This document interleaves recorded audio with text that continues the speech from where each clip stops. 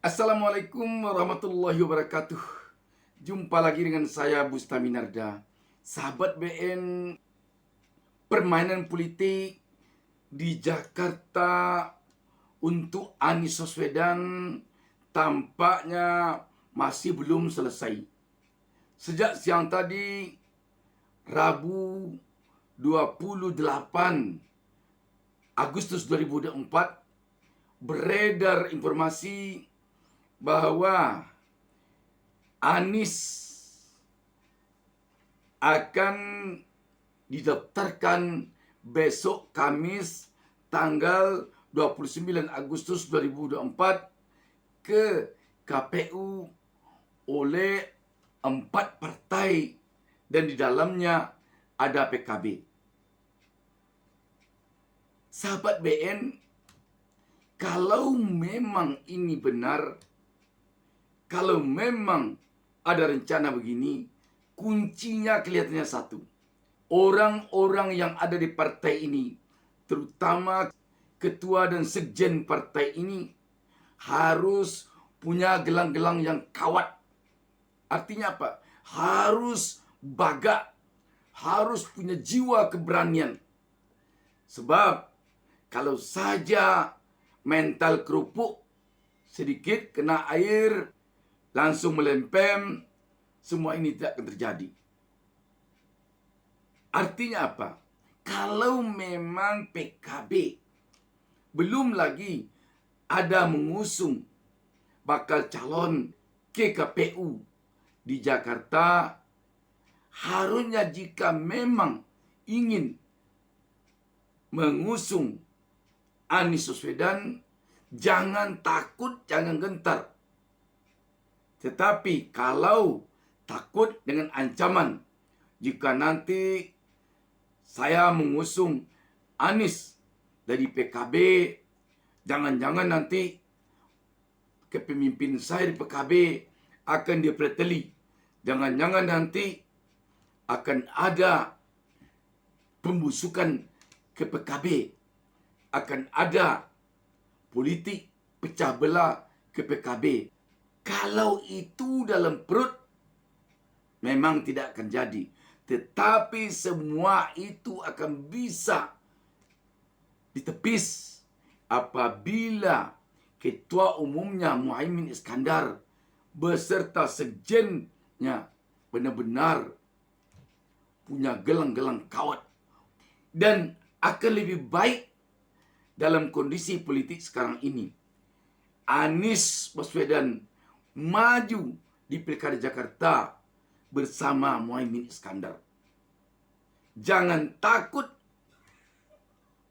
Ada yang memperkirakan besok tahun 2029 Anies Baswedan Muhaimin Iskandar kembali maju di Pilpres 2029. Jangan takut. Kalau perlu, bentangkan dada. Katakan kepada publik, hari ini kami maju di Pilkada Jakarta.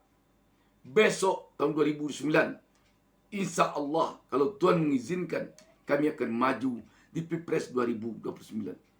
Sampaikan itu ke publik secara jantan.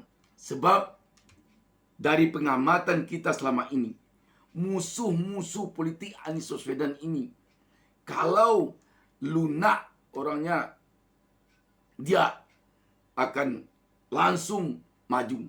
Tetapi kalau keras, kita telah melihat musuh-musuh Anies Baswedan tidak berani langsung kepada Anies Baswedan.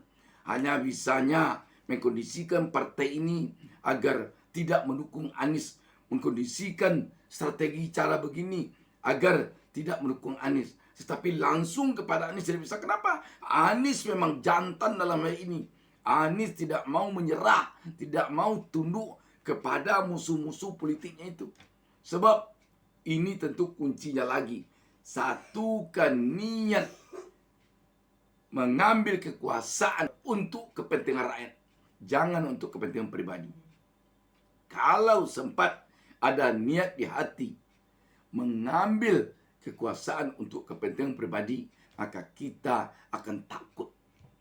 Tetapi kalau mengambil kekuasaan untuk semata-mata kepentingan rakyat, kita tidak akan takut, kita tidak akan gentar.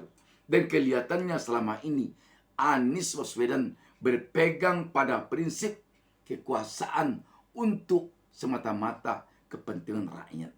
Kita telah membuktikan 5 tahun Anies di Jakarta, apa harta kekayaannya yang bertambah. Kadang kita malah pejabat baru beberapa bulan harta kekayaan sudah bertambah sekian miliar, sekian puluh miliar. Anies 5 tahun menjadi gubernur Jakarta. Dapat kita saksikan apa harta kekayaannya yang bertambah. Dan memang sebagai seorang alumni Himpunan Mahasiswa Islam HMI, Anies kelihatannya benar-benar menerapkan ide dasar dari HMI, di mana di HMI itu diajarkan seorang pemimpin benar-benar memimpin untuk rakyat, bukan untuk diri sendiri, bukan untuk anak dan menantu, bukan untuk istri dan cucu, bukan, tetapi untuk semata-mata kepentingan rakyat. Dan kita yakin kalau musuh-musuh politik Anies telah mencium pula bahwa kemungkinan ada partai-partai sekarang ini yang punya niat untuk mendaftarkan Anies, tidak tertutup kemungkinan mereka musuh bebuyutan politik Anies Baswedan akan mendatangi orang-orang di partai itu agar tidak mendukung Anies. Dia datang dengan berbagai ancaman, dia datang dengan berbagai tekanan. Coba kita ingat Nelson Mandela puluhan tahun dalam penjara. Dia tidak takut, tidak gentar. Apa yang terjadi? Keluar dari penjara, dia memegang tampuk kekuasaan untuk rakyat. Kita tahu Anwar Ibrahim di Malaysia, berbagai ancaman, berbagai pesakitan diberikan penguasa kepadanya. Dia tidak takut, dia tidak gentar. Apa yang terjadi? Akhirnya dia memegang tampuk kekuasaan negaranya dengan niat untuk kepentingan rakyatnya. Artinya apa? Allah Tuhan Yang Maha Esa tidak tidur melihat umatnya yang punya niat jujur semata-mata untuk kepentingan rakyat. Memang yang batil itu pada awal-awalnya kadang diberikan kemenangan. Tetapi ketahuilah, yang hak pada akhirnya pasti akan menang. Sekali lagi, jangan takut, jangan gentar. Allah Subhanahu wa taala tetap bersama orang yang memegang teguh kebenaran. Demikian. Wassalamualaikum warahmatullahi wabarakatuh. Jangan lupa subscribe. Jangan lupa subscribe.